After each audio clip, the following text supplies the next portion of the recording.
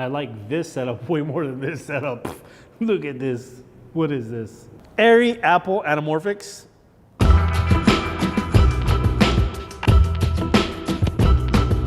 So why anamorphics? This is actually an anamorphic zoom lens. This is really, really heavy. A lot of people use anamorphics because they have really, really cool characteristics. One of them being that you keep the same height as your focal length, but you get double the width. So a 50 will be just as wide as a 25.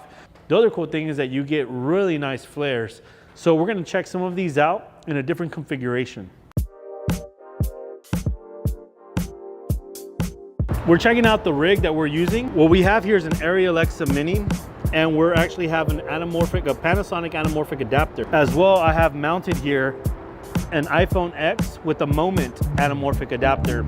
We're using a Zeiss 28mm lens so it can match against the iPhone's 28mm lens. So we got 3 tests that we're gonna do for you today. Flare, because we wanna see those awesome streaks. Bokeh, because we wanna see how cool that looks. And then 3, we wanna check out the functionality, so the use between each one of them. One cool thing about the Alexa Mini is that it has internal NDs. The iPhone does not. So we're gonna see how it kind of holds up in the sake for functionality. So we're gonna film my brother here taking pictures of different things.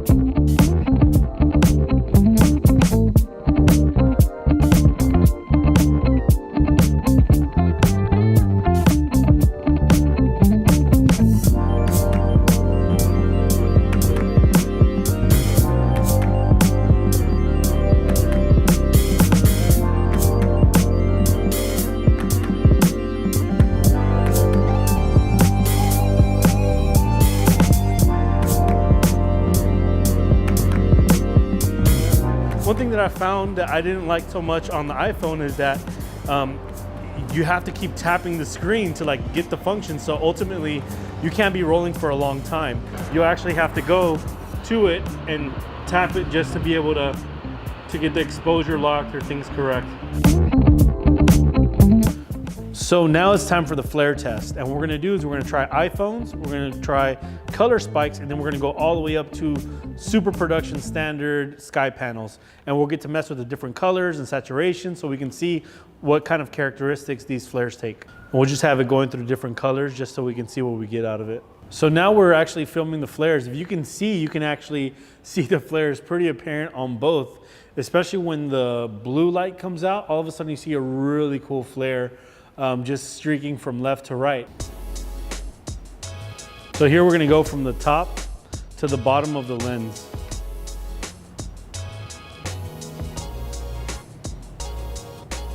I'm giving you 5 seconds to figure out which one is which. So go ahead and leave a comment and let me know which one you think.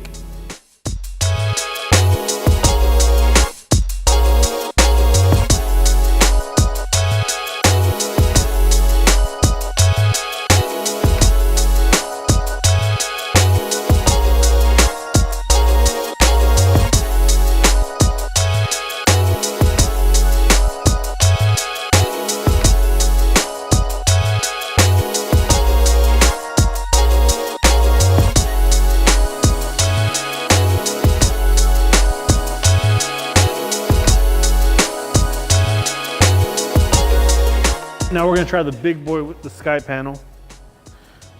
Woo! That's bright. With the larger light source, it makes a larger flare. So let's take a look at those characteristics on each device.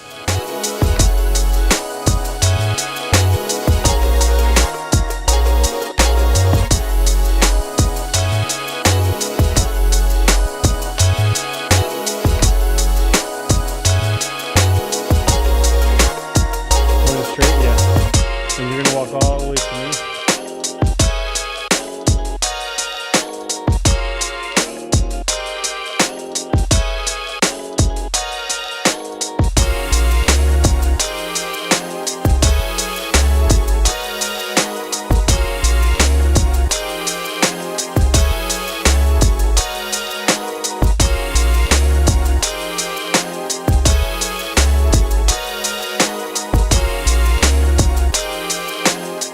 They look really cool on both adapters. So here we're actually doing a bokeh test. We're just going through all the way in and out. And what we notice is that it doesn't really change the bokeh. Normally they turn into big vertical ovals. And for this, and I'm guessing just because of the adapter, you don't really see it. So the Alexa Mini doesn't really change too much. So if you were looking for like super anamorphic vertical bokehs, you're not gonna get it with these adapters. So my final thoughts are, there's a lot of really cool things about having an anamorphic in your pocket. One of them is just being able to be super functional with it, move around, go everywhere, and be able to just shoot some really cool flares. Don't get that cool bokeh, but you get something really, really cool. The other thing I really like about just having the Alexa and this adapter is that normally anamorphic lenses are huge. So being able to adapt this to your Arri Alexa package and keep it that slim is actually really cool. Let me know what you think. Let me know if you'd like more of these, and if you do, let me know. We'll go ahead and try to do some more cool stuff for you guys. Take care, man. I'm Orlando with Filmatic, and I really appreciate you guys checking it out. Peace.